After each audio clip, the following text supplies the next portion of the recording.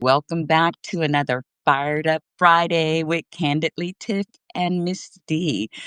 And boy, Good, we are those fired 2 up weeks. about a lot of stuff. It it feels like every time we meet on the 2 weeks, it just gets worse and worse and worse. So I don't know. This is getting a little crazy. It's And getting way crazy, Tiff. I mean, and 2 weeks literally feels like 2 months, 2 years sometimes. It's like, how can this much shit happen in 2 weeks? I don't even know. And the thing is, yesterday when I sent you, like the information about today, I'm like, oh my God, it's been 2 weeks already. Like it goes by so fast.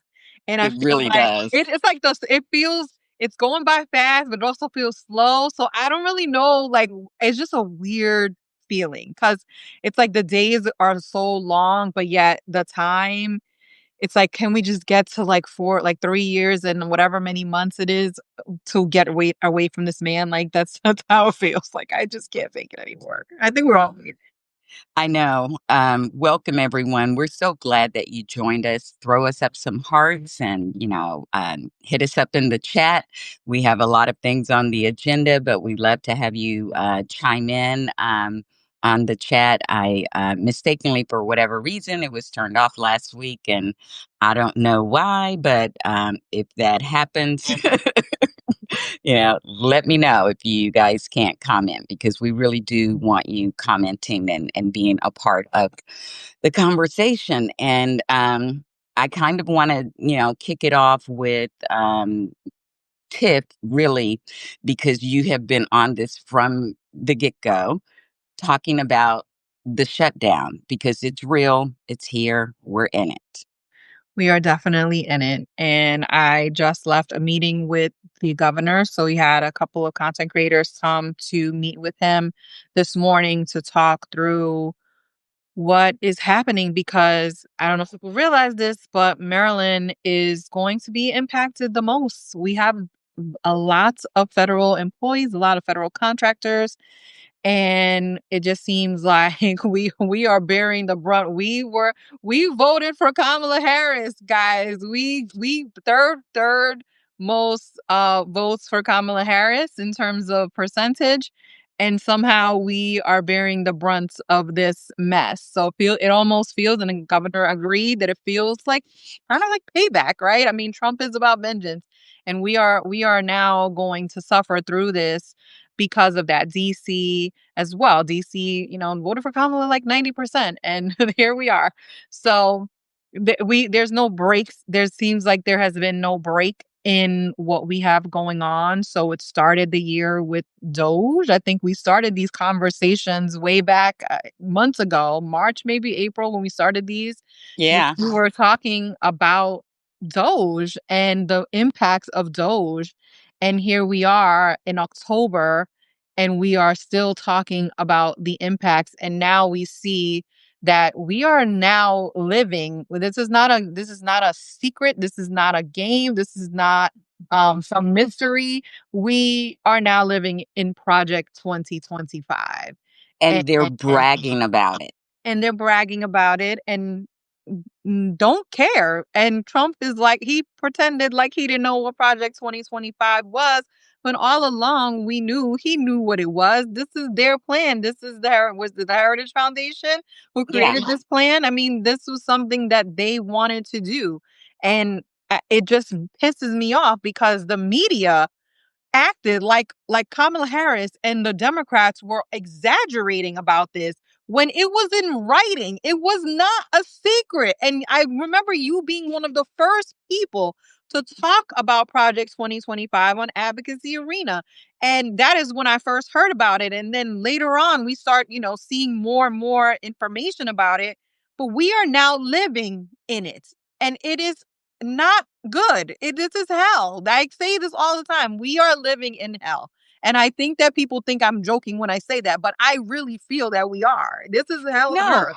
Yeah, just before we went live, I was telling you I really am bothered by, like, of course what they're doing, but more so by people not recognizing where we are. Like, folks, we are in fascism, not about to go in. We are in it. And it's just a matter of how hard they clamp down and how entrenched it gets. And I really hope people wake up and understand this moment, because there are so many aspects of history that are just rhyming and echoing right now. Literally, like, as you said, Project 2025, I talked about it. I read it. I shared it. We had lots of, spaces about it. And they had a chapter for everything. And this thing with the military, like, people were like, oh, they can't do that to the military. I was like, yes, they can. And here's how, because they are actually changing the makeup of the people who make up the military. And it's really, really disgusting, because the ethos of the military has always been apolitical. Because a lot of people don't understand this, but the army existed before the Constitution. Like, it's older than the country, the Continental Army, which is what all of the military forces kind of were built out of. And it was created to be um, to protect the citizens, and to be governed really by the citizens and from the citizens. And the fact that they are politicizing it and making, it's not subtle at all, and actually telling the generals, the leaders, the tacticians in the military that you're going to get some training using your war fighting skills on American citizens. And I mean, they think that they're supposed to be okay with that, and we're supposed to be okay with that. Like, folks, this is not normal. I mean, basically, he's telling us he's already using ICE like the Gestapo. Right. And now he's saying, I'm going to back them up with the military. We're in a very dangerous place. Yeah, no, it's definitely dangerous. And I was actually in the meeting that I was at today. Like I said, it was content creators, but one of the content creators was also in the military. And of course, Westmore was in the military. And so we were kind of talking about, what will happen with this shutdown in terms of, like, are they gonna try to come to Baltimore? Like, and then we got on the subject of the reality show that happened in Virginia with Pete Hegseth with the generals, which was disgusting on so many levels. And they were talking, and like you said, they were talking about the fact that the military, even if people had political views or political feelings, it was not something that was discussed, and it is a nonpartisan military that we have in terms of how we fulfill how they fulfill their duties in terms of the Constitution. And it was never supposed to be a military that was supposed to be used against citizens. And now we see that this is what they want to do. I have said from the beginning that they want to create a civil war, but I don't even know who they want to fight, because it seems like they want anyone that's MAGA or non-MAGA. This is the fight. Are you fighting against the so-called illegals? Like, I don't know what you're fighting against, but it just seems like you just hate everybody, and anyone that doesn't agree with you is now put into this box where you are the problem and you are the enemy, as he would say, the enemy of the people. And that's exactly it, Tiff, when you said you don't know who, because that's the thing. In an authoritarian state like that, even you could be of that party. But if they Right. decide at any moment that they don't like what you're doing or that you're a danger, you're gone. Hitler executed many of his generals, especially toward the end when they started, pulling back.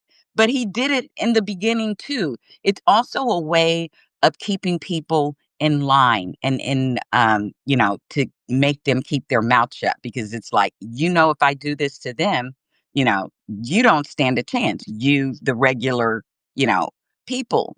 And that's kind of it. No one is safe. Even the MAGA sycophants in leadership and just the regular voters or whatever.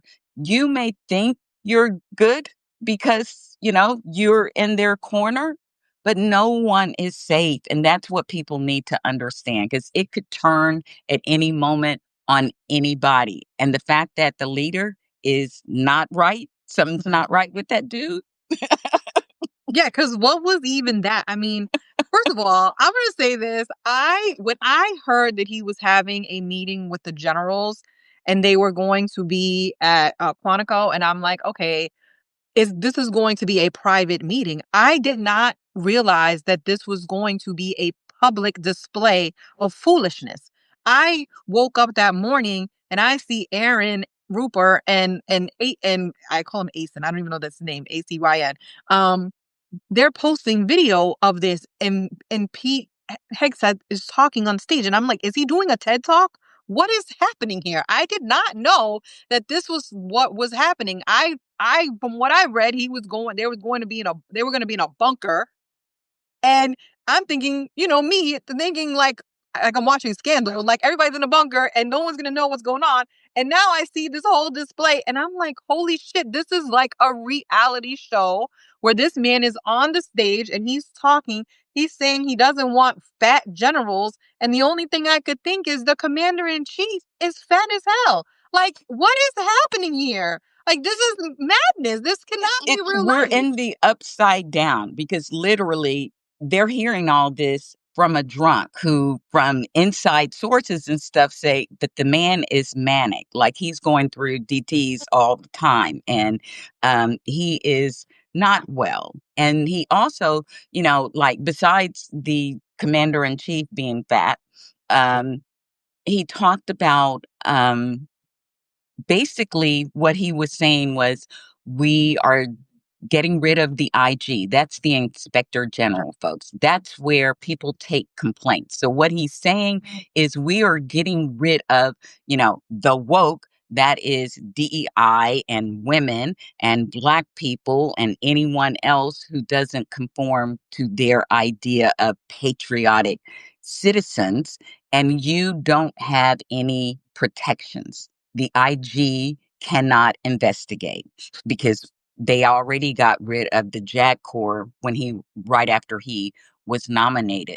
So basically, it's also creating the right environment for it to be used in a very, very undemocratic, dictatorial kind of way for a dictatorship because he's purging a lot of people who have the understanding of their oath and what they're, supposed to do and not follow, illegal orders. But he's getting rid of those and they are recruiting, as they said in Project 2025. They named one of the spaces for their recruitment at political town halls. So, those town halls with Republicans, these were written by Republicans. They're talking about Republican town halls. So, what kind of people do you think that they're going to be recruiting there? The people who have that same ideology and who also don't understand the ethos of the military, the long history of its ethos. They're coming in when the ethos is being change. So a lot of people think and say because they're used to the professionalism of the military and think they won't do that. But what they don't understand is those professionals are being purged. They're being put out. They're being stymied so that they literally are creating a Gestapo that will take their orders. And, Yeah, I think from a person who has never served in the military, just from like just seeing it all. I do live near a military base, and I just feel like what in the hell is happening in this country? And every day I wake up and I'm just like, how, what the hell were people thinking in 2024? Like, you were warned, you were told, the book was right there, everything was written for you. It was not a secret. So why did you ignore this? And it's not like we didn't go through 1.0. It's not like we didn't go through this before. This is now 10 times worse because now he knows what he's doing. And he also He has has a playbook. yeah, and he has a written manuscript of how he wants to telegraph this whole situation one by one, just dismantling our entire system of how we do things. And I always laugh at this and I cringe at it too because, all these people were like, "We need a revolution. We need a revolution." And hello, the revolution is here, but it ain't y'all that are doing it. It's them.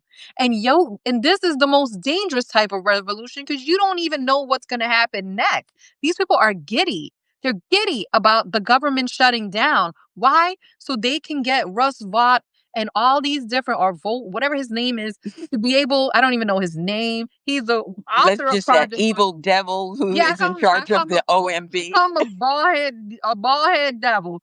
He is the person who was wrote most of or part of Project 2025, and he is literally the person that is holding the purse strings right now because Congress has literally abdicated their role in anything that has to do with funding the government. They're like, we're not even bothering to even care about doing our jobs anymore. Negotiate what? What are we negotiating for?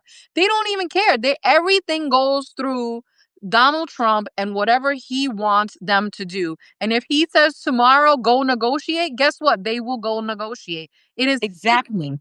It's It, it, sickening. it- yes, we are in chaos and they're creating it on purpose, but there are some things that are being done underneath in that chaos, and people need to understand that because people need to understand that I love that the Democrats are standing strong, but you know, they want health care benefits restored, Right. but they are also pushing for um, guarantees against Russ Volt's rescission actions Yes, and because people need to talk they about that.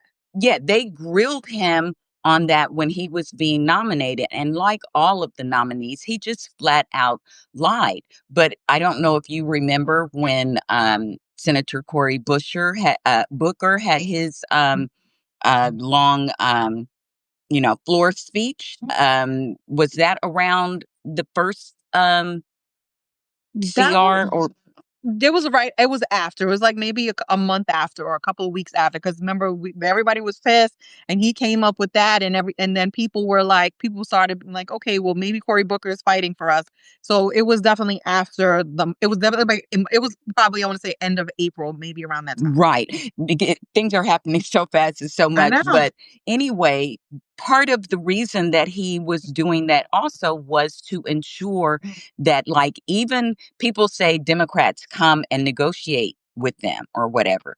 What Mhm. people don't understand is that Democrats have been trying to do that and they have negotiated things and they have had the rug pulled out from under them through these rescission measures and other things. So they are trying to get guarantees put into their bills that this can't be done because these devils are they're strategic and they are ignoring laws and norms so that even when Democrats agree, they go around through these huge loopholes that we're finding in all of our governmental, agencies and, provisions to do what they want to do. So you can't negotiate with people who are not honest or negotiating in good faith, you know. Exactly. And I actually spoke with Representative Sarah Eltworth and one of our other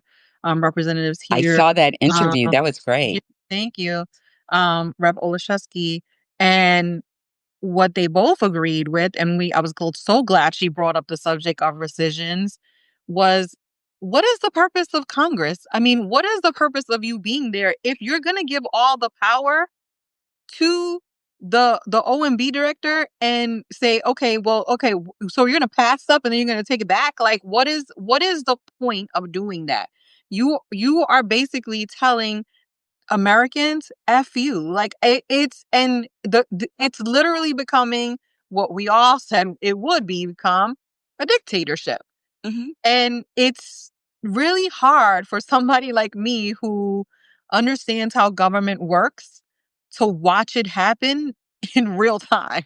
Like to watch things that have been passed, money that has been allocated. So just so we're clear, rescissions, money that is allocated through Congress. They have their passed bills. And if that money is not used, they are using a process, like if a project is not completed or whatever it may be, they can go back and say, well, basically a take back. We're taking back that money. Yeah, like We're going to use we it. ain't gonna spend it on that. Yeah, we're going to take back that money and use it for something else. And here's where I have an issue with the first shutdown situation, because this was also something that was discussed during that time and people didn't take it seriously. And it pisses me off that we are now, and I understand why Chuck Schumer did what he did and why we had to move forward. I mean, we were in a really pretty bad place but at that point with Doge, and there was a lot at risk. So I understood why they moved forward. And we knew 6 months later we were going to be back at this same fight. But Republicans had 6 months to negotiate with Democrats. They have bills. They dismantled those bills that they were working on in appropriations. And the best thing that they could come up with after all that time is let's do a 7-week extension on the 7 weeks. So if you do the math, and I don't think most people have, 7 weeks leads us to right before Thanksgiving. So we can do this Horrible all time. over again. We're just do this all over again. Put Democrats' backs against the wall right before Christmas. And what are we going to shut down the government right before Christmas? So it is up. This Democrats at least had this time. And then people talk about, oh, the messaging, the messaging of the GOP. Honestly, I think they played this all wrong. If I'm thinking, putting my political strategist hat on, they played this all wrong. First of all, They overplayed their they hand. overplayed their hand for sure. They come back from recess. They work 12 days in the House, and then they decide to go and say we're going to do a clean CR. If they had any common sense, they would have kind of tried and pretended to negotiate and then put the onus back on Democrats on Monday and said, hey guys, we're going to vote on this. And you put Democrats' backs against the wall. But what these dummies did was they decided that they were going to pass it on a Friday and then decide they're not going to go to work the next. I mean, they already had it scheduled, but they decided that they're not going to work. They could have overruled that and decided to work. When you do that, you have now left the door open for Democrats to now say these people don't want to work. And not to mention, they were off last week and they didn't even come to work this week. So, like you said, they overplayed their hand in terms of in terms of optics and how this looks. But they're also overplaying their hand on messaging. Because if you are going to start blaming the Democrats and lie, let's be clear, lie, not mislead, Flat out lie. just straight up lie and say the Democrats want to give insurance to and Medicaid to illegals. Like this, that is, you're straight up lying because the words are right there in what the Democrats want to do. And I kind of laughed at it because I'm like, I literally just did a video talking about how people are civically illiterate. But that congressman yesterday proved to me that he was actually illiterate. He was actually illiterate because it showed right there in the words what and who was eligible to get Medicaid. And I just had to sit there and I was working. I was like, okay, I'm like, I'm not going to do any videos today. I'm tired of doing videos. And I saw that. And I was like, is this man I for can't let real? this go by.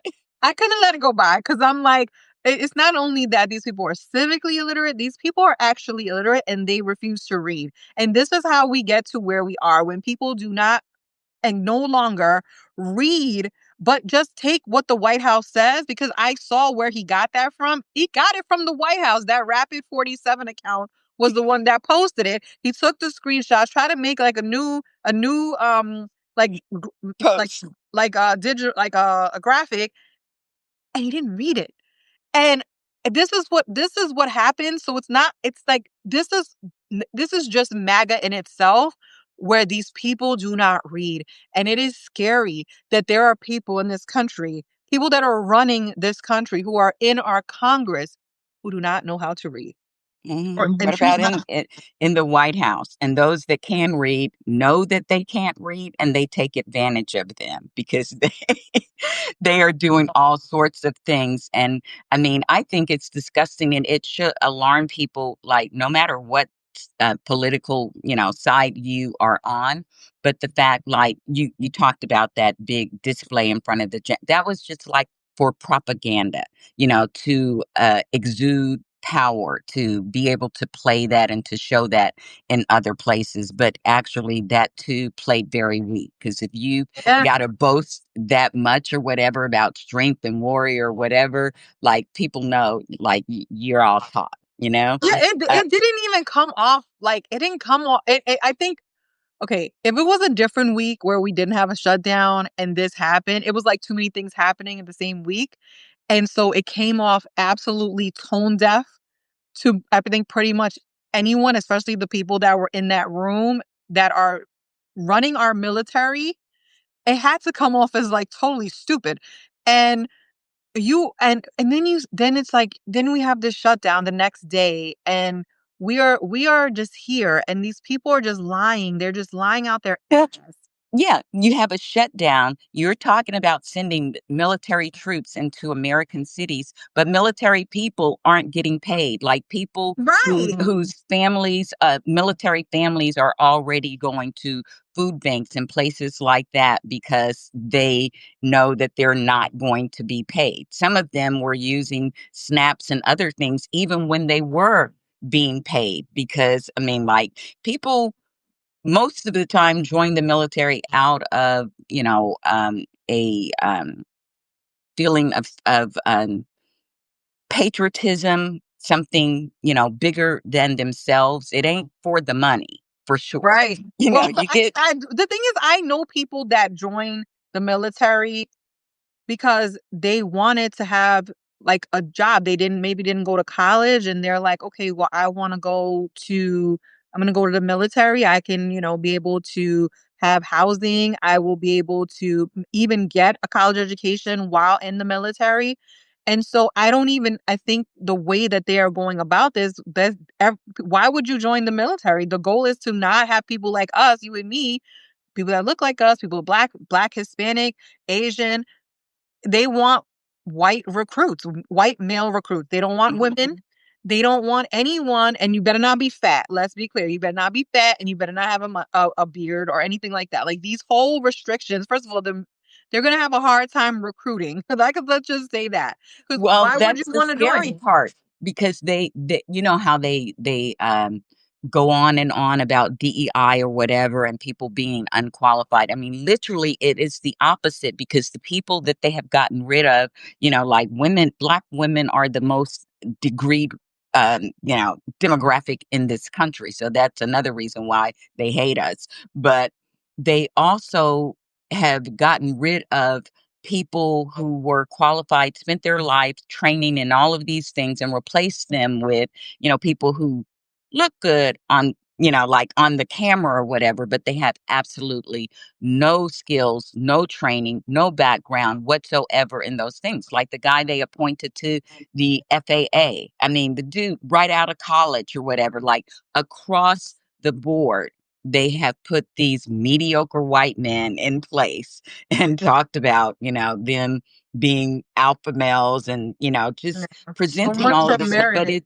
it's all fluff. It's all surface. And the thing of it is, it may play good and well to the commander in chief, who is all about the optics. But our enemies and allies both are seeing this, and they understand. They have not been brought under the spell of the demon. So so I thought about this, after that speech, and I'm like, I wonder if Trump was totally embarrassed after his, like, birthday parade. Because remember, they were, like, out of step, and there was a lot of people talking about how, like, these people are out of shape and all this stuff. So I wonder if that also, Trump is about the superficial, and Mhm. The I'm like, optics. yeah, the optics of that parade were horrible on so many levels. And it just seemed like that kinda played into this whole thing too, because Like, how did you go from that to that? Like, I get the DEI part, but, like, the whole, like, "You're nobody fat" kinda thing, that just seems like a very Trumpian kinda thing, even though his ass is, like, humongous. Well, the But thing of it is they have standards in the military anyway, like there are weight standards and all of those right. things, you know. So Yeah, and the whole thing is a joke, like, I'm like, "This is, like, insanity. Where how why? Why are we being tortured like this?" And I don't see how this ends, like, I don't see how we go through the next 3 years. This right here, 8 months in, is unsustainable in terms of how this country moves forward, and I feel like it's unfortunately going to take the country to go through a really rough period for people to accept where we are.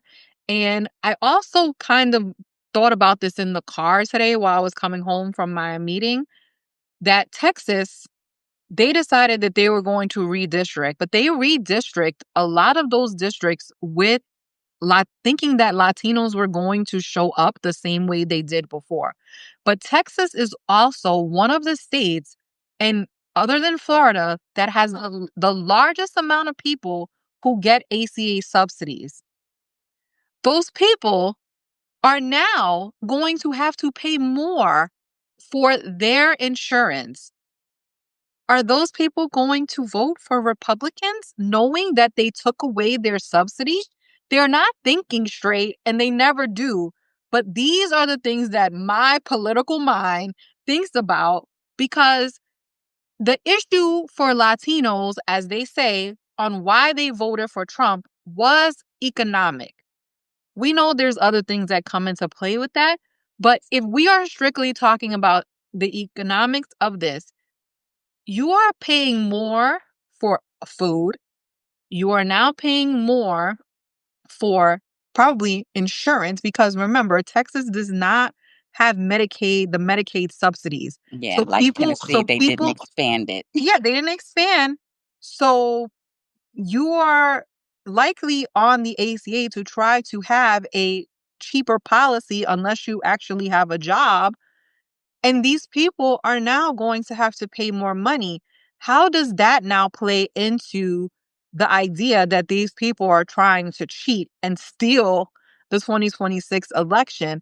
Not, like I said, people think that Republicans are so smart, but sometimes they actually outsmart themselves. Right, and it's funny you should say that because I read Atlantic article by David Frum.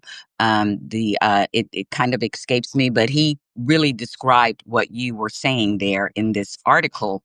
The fact, basically, that he got over over his skis, you know, with the dictator stuff, because he is doing a lot of the things that past dictators have done, authoritarians have done, like Putin and Viktor Orban.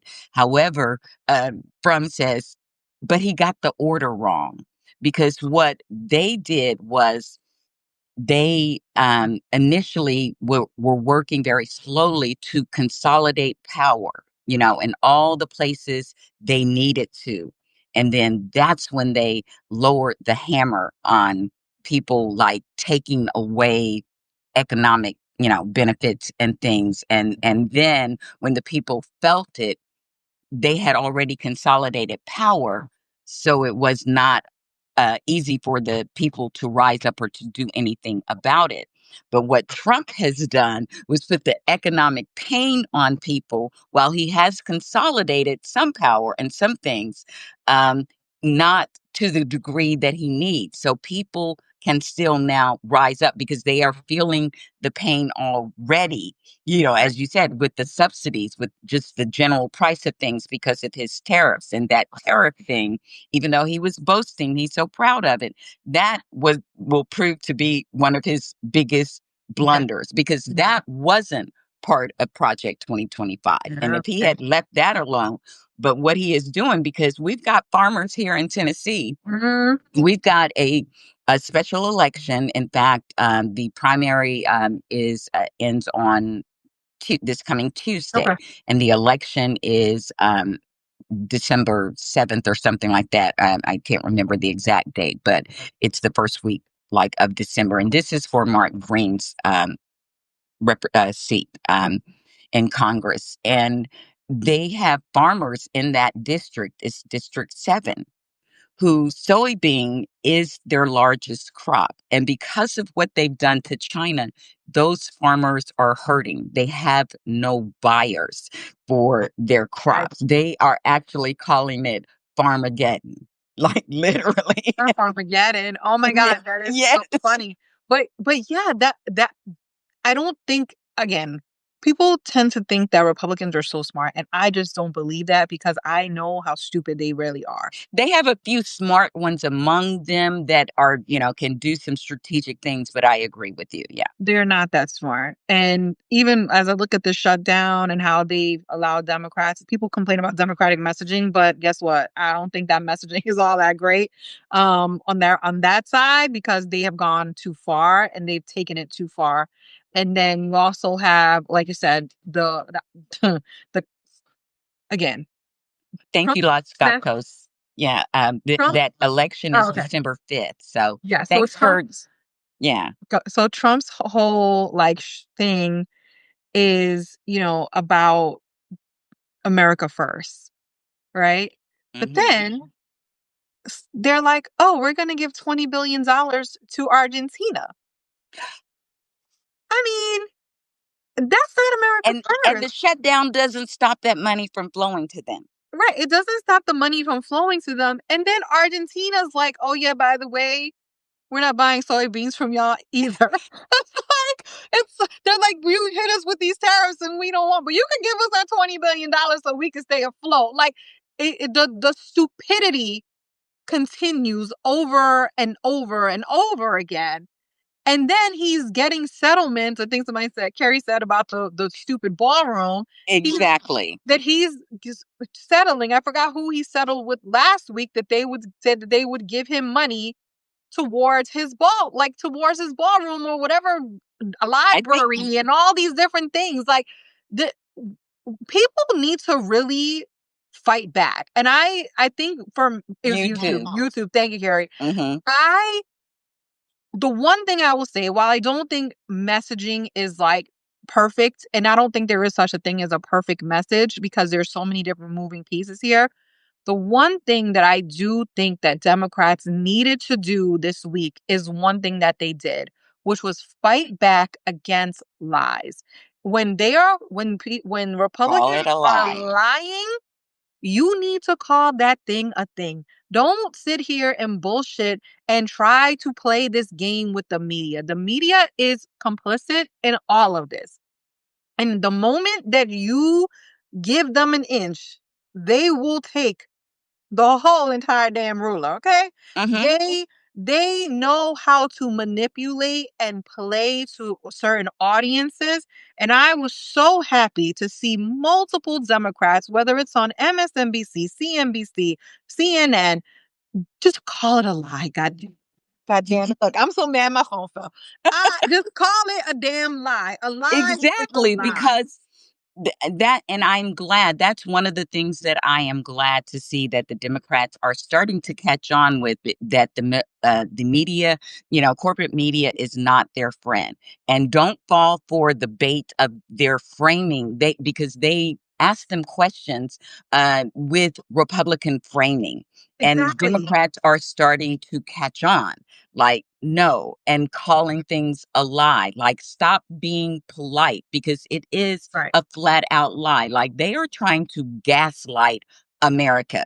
I mean, to the extent that they are literally taking government employees' emails and changing the messaging. Like they gave them I saw like that. apolitical messaging about the shutdown, like the out of office messaging. And then they found out that they changed it and those messages blame the Democrats. Like, wake up, people. Right. And that's my thing. It's like if you're a I'm just gonna say this: if you're a government employee, right, and you are a Republican, and you live in Maryland, Virginia, or DC, and you are in this area, right, you typically the Republicans that are in this area are not MAGA, right? They are MAGA-ish, I would say. Yeah. but They're respectable. They, they're they, respectable, kinda-ish Larry Hogan type Republicans. yeah. If this happens to you where you now see this, and who is the out of office for? Because people know the government is closed, and you see that your email is now switched to saying something about the Democrats. At what point does the light bulb go on in your head and say, "We're in hell"? I just think people need to recognize that. Today, when I was at the governor's meeting, there was a man there who he's a crabber. And so this Maryland, we have people that are crabbers as a for a living. They go out and they get crabs. I love them So crabs. so crab season is over. So he said, listen, and he was very honest. I don't.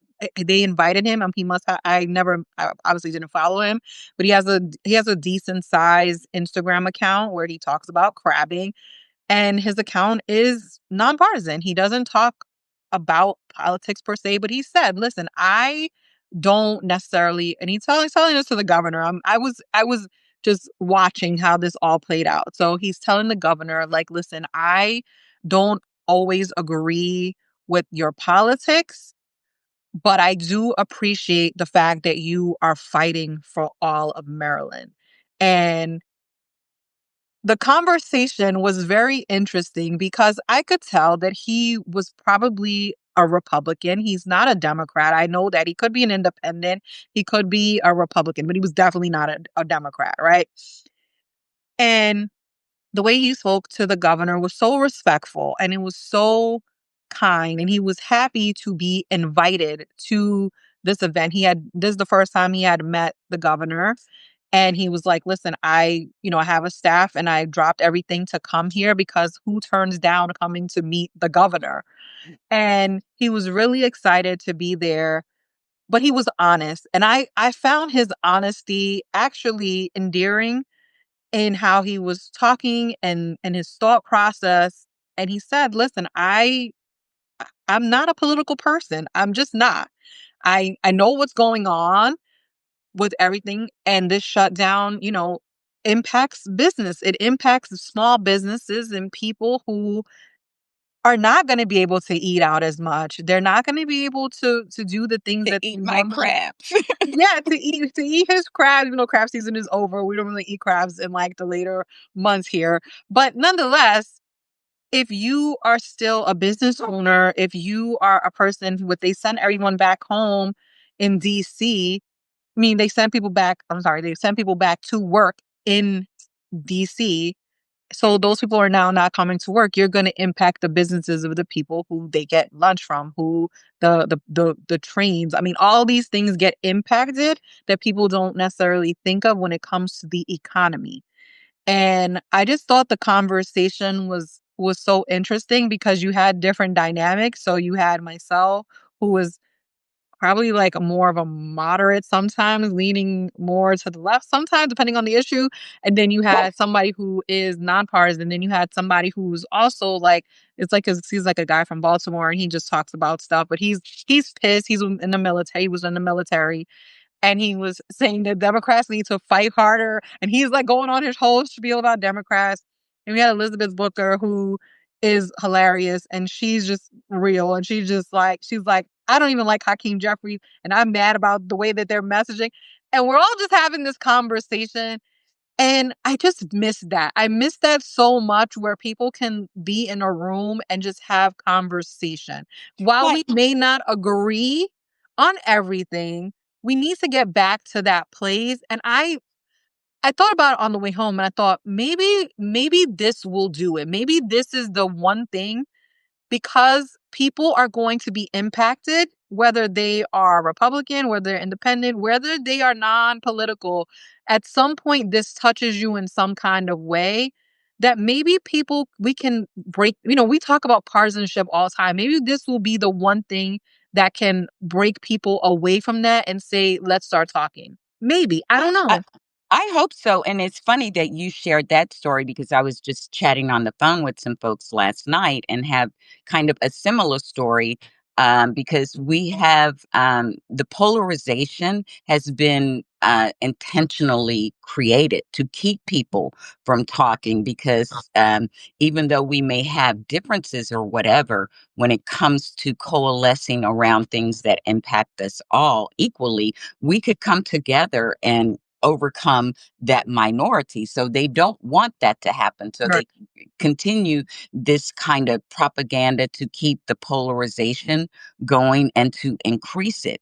But I think you're right. This is an opportunity to break through on some of that. And a great example, it can happen. Sometimes people do things meant for your bad, but turns out good. Right. That's what You under, I think I'm like an eternal optimist. I try to yeah, find the good in everything, even the worst situations. I just yeah. thought about it as I was leaving. I was like, maybe this is the thing. Maybe this is we have gone so low to the gutter. Like we are so far down the gutter that maybe Nowhere to come back up. Yeah. yeah, that And there's only one way.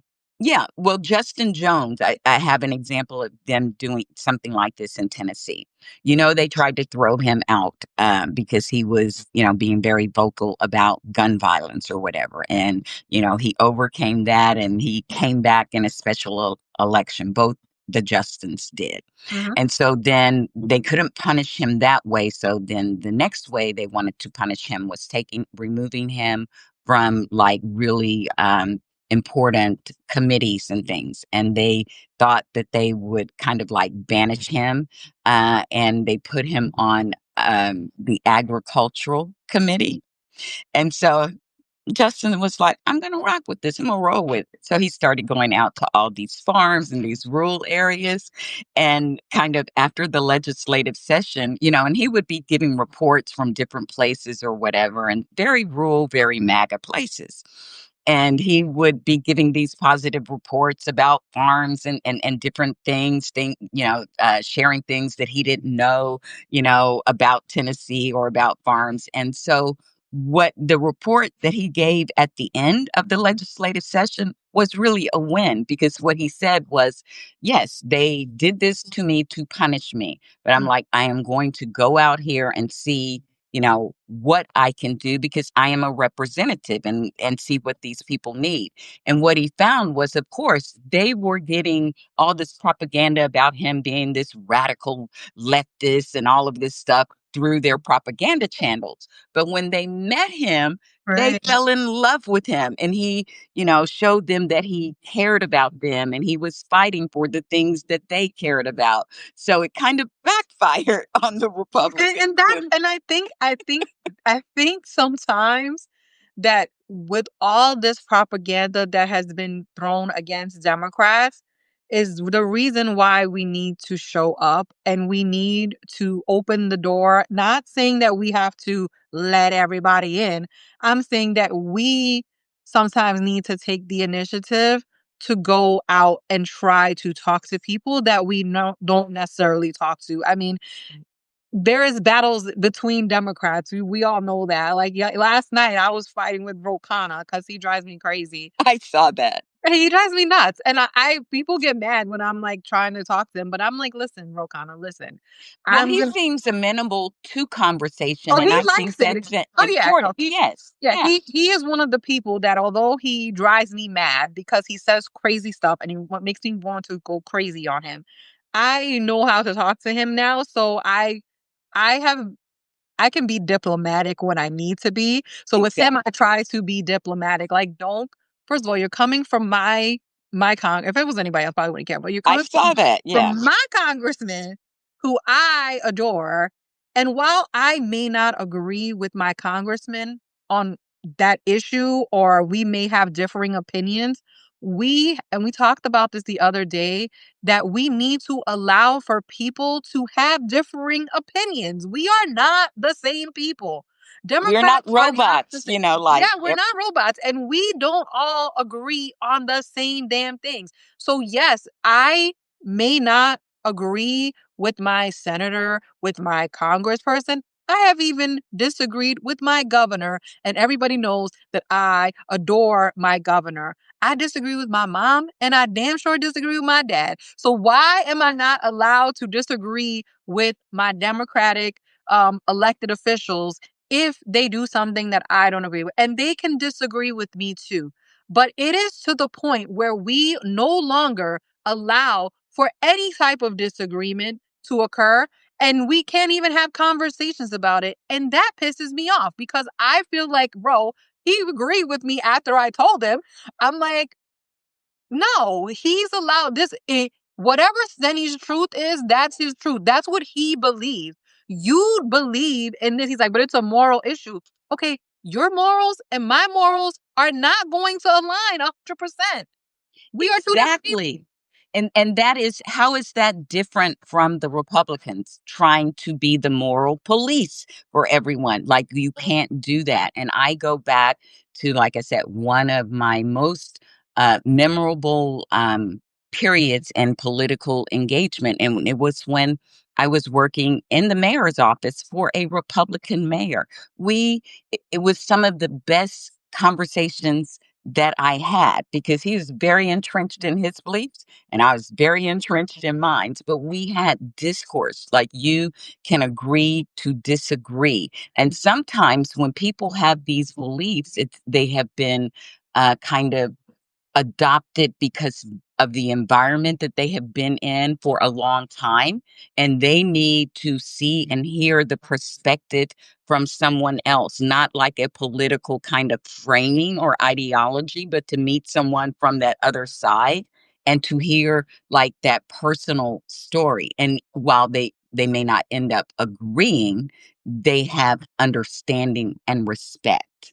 And Right. I think, Well, that that's the part that I matters. think I think the part of respect is what's missing, right? There's the Yeah. respect even amongst Democrats, we don't respect other people's thoughts. And in order to come to a consensus, sometimes you actually have to have differing opinions to then get to a consensus. Mhm. And I am just tired of the conversations that we do have because I am not going to think like everyone else. I am not going you and I, we probably agree on like 95, 97% of things. I'm sure there's one or two things that we may not agree on. And there are things that I don't necessarily agree with the left on, right? I don't agree with Medicare for all. That's just not something. I have my reasons for it, and I will debate anyone on it, right? I will debate you on it.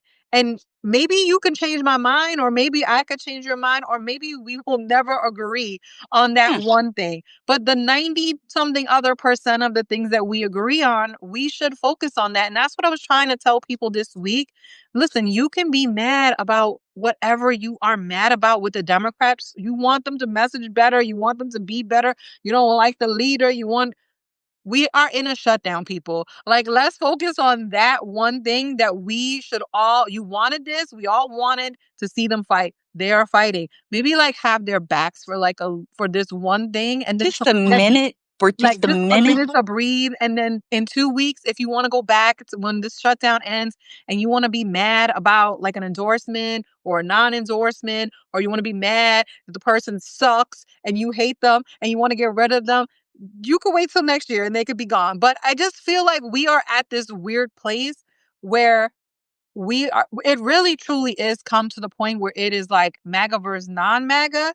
But the non-MAGA people, they can't agree on shit. But the MAGA people are aligned, and we gotta get there. We're gonna fight them. We have to kind of get to a place where we can literally fight them.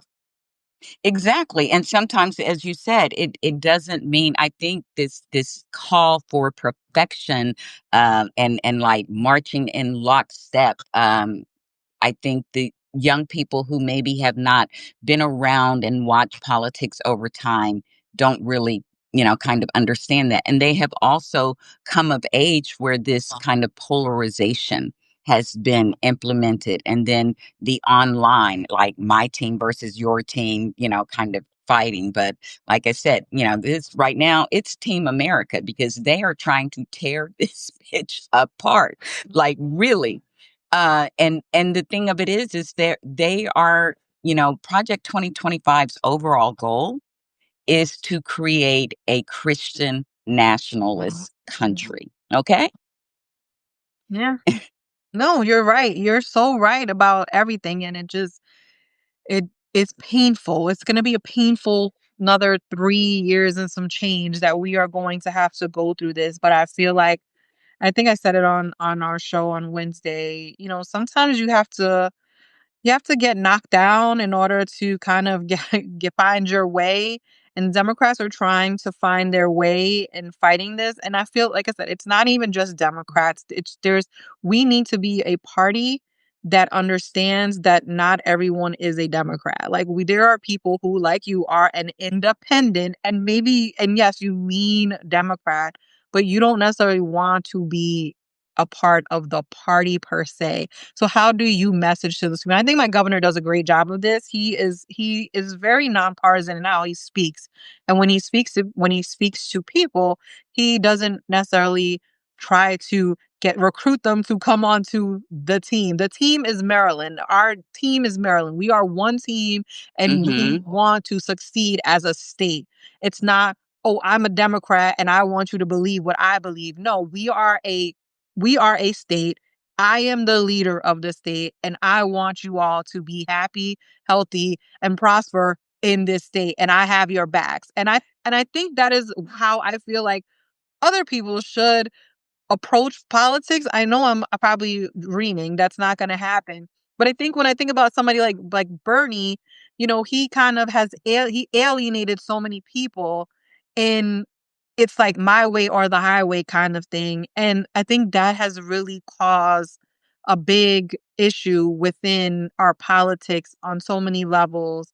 And then Yeah. but then you have people like on the other hand who are leftists like a Mamdani who is doing the opposite of a Bernie, which is trying to draw more people in. You Mhm. had you had VP who was trying to draw more people. She gets like so much hate for bringing in like never Trump. I know. Who gets mad because elections are won by addition, okay? So why are you getting mad because she's adding people? It's like you want this exclusive club or whatever, and it's not really how we really bring forth the best in our American society, which is very, very diverse, and And understanding, like someone said, like Harry said, Newsom is an interesting case. Newsom is an interesting case all around, right? Because he has so many different things going on. We know that he is like super ambitious. We know that he wants to be president. Like we know all these things, right? But he is also somebody that is open to having conversations with Republicans. And while that doesn't play well with the base, like I didn't like that he talked to, some of these people, that he was talking to Steve Bannon and Charlie Kirk and all these people. I do think that he was trying to feel them out to get information from them low key. And now his team is like going like super hard against a lot of this stuff because they got some intel. So there's ways to do it. Like I said, I don't Newsom is Newsom. I pay him no mind, but his team is freaking hilarious because some of the stuff yeah. that they've been coming after Trump about with the memes and all that stuff, that's what people like. And people not like I like it. I'm laughing at that. This morning, his post with Trump dressed as like Marie Antoinette was freaking hilarious.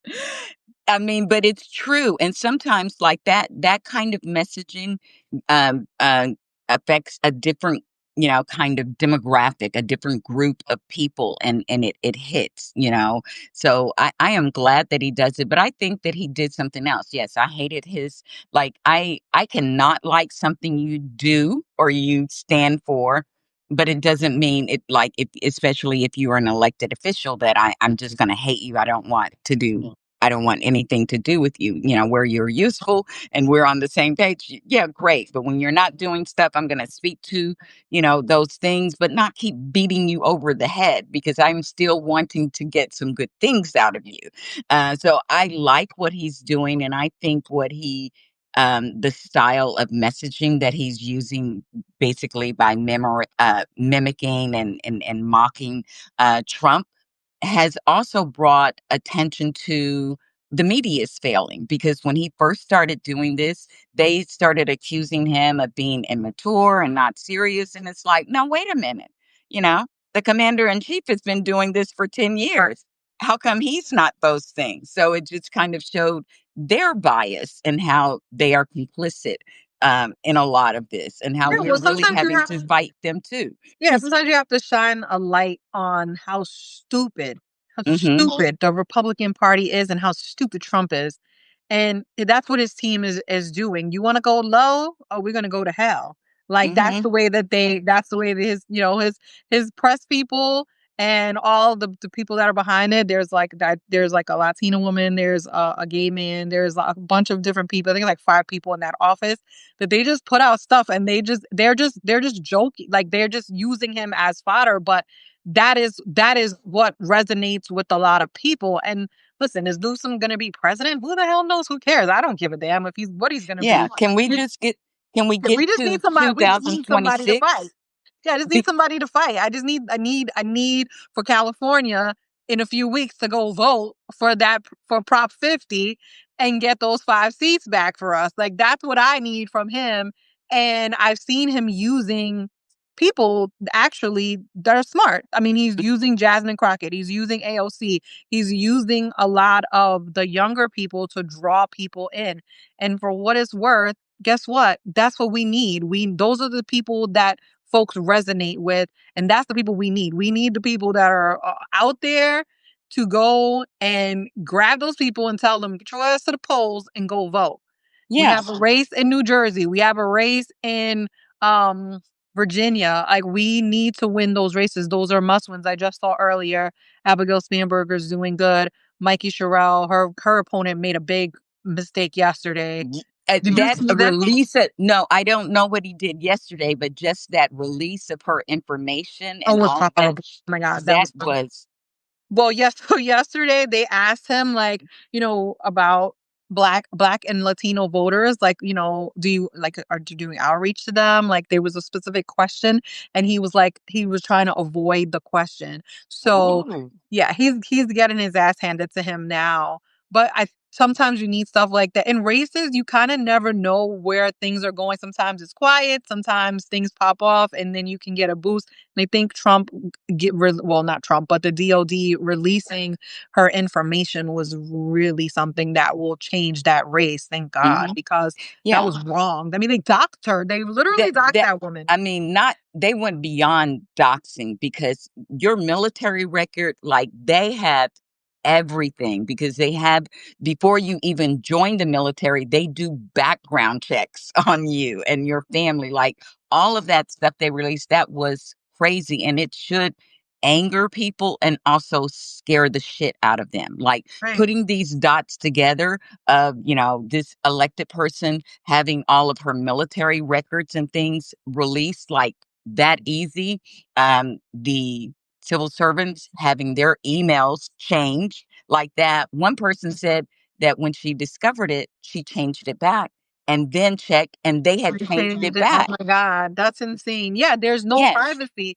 When we're talking about privacy, there's no privacy anymore because these people are going to do whatever they want to do. And that's the scariest part of this, right?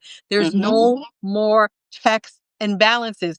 Congress has given up their power. The Democrats don't have power. Let's be clear. They don't have any power. The people that do have power are Republicans, and they have given up their goddamn power to a man who is demented. I'm sorry, he is. I don't even like saying that, but he is. There's No, no he is like Madeline. What's her name? Uh, Dexter, the one that confronted the Speaker Johnson about oh, Trump. Madeline Dean.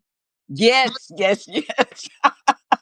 And you know what is interesting about that? He didn't deny it. Like what Right? he They said all was, "You know. got some on your side." Like Jay Tapper, what the hell are you doing? I need you to go write a whole damn book and go get all the tea because guess what? That man is mental. Something is off. There's the clock ain't ticking up there. Okay, he was like he was killing me at his speech. That speech when he gave at the military thing, he was horrible. He's talking about himself. He's talking about the auto pen. He's just insane. Talking about being careful walking. Like walking, that was insane. And I feel Everything is like that was a telltale with him because remember when he was walking that red carpet to meet Putin? I oh my thought god. he is just like they need a cane. He needs a cane. Yeah, he needs a brain. That's what he needs. He needs a brain. Yeah. 'Cause that brain he has in there is not functioning anymore. Anyways, well, it was great talking to you, Miss D. I appreciate Likewise. you. And thank you guys for joining us. And of Right. course, make sure that you follow Tiff and I on all the socials. And Tiff, you join Tiff and Kenny and Zach on Wednesdays on YouTube on her channel. And make sure you're following me on YouTube because I am at the season finale. It drops Sunday. It's a lot of clips, but I'm going to continue working on season 2. So keep following, and we'll be doing some little bonus things in between. But we appreciate all of your support, and thank you for joining us in the chat today. So, Tiff, have a good weekend. Maintain your Get some rest, sanity. people. Get rest because this was a long. It was the week was a month. I swear to God. All right. Exactly. Talk to you All right. later. Take care, everyone. Bye. Bye bye.